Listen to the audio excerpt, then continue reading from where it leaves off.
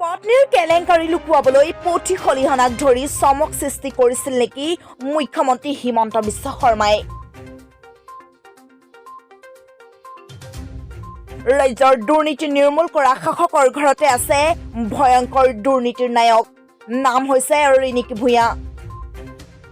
দুৰ্নীতিৰ চাফাই অভিযান চলাবলৈ ৰাইজে শাসকৰ গাদীত বহুৱা মন্ত্ৰী হিমন্ত বিশ্ব শৰ্মাৰ পত্নী ৰিণিকী ভূঞা।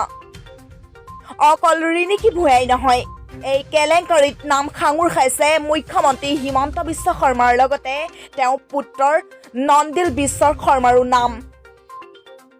হয়, ঠিকেই শুনিছে আপোনালোকে, চৰকাৰী ভূমিৰ সন্দৰ্ভত নাম সাঙুৰ খাইছে মুখ্যমন্ত্ৰী হিমন্ত বিশ্ব শৰ্মাৰ লগতে পত্নী ৰিণিকী ভূঞাৰ নামো।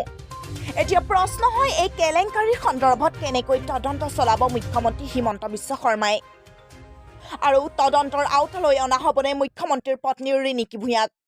গ্ৰেপ্তাৰ কৰা হ'বনে নন্দিল বিশ্ব শৰ্মাক? কলৈ গ'ল উপায়ুক্ত কাৰ্যালয়ৰ পৰা ভূমি বিক্ৰী কৰাৰ নথিপত্ৰসমূহ? এই সন্দৰ্ভত সম্পূৰ্ণ নিৰপেক্ষভাৱে চলিবনে তদন্ত, নে ক্ষমতাৰ ফলত খাৰি যাব মূল অভিযুক্ত?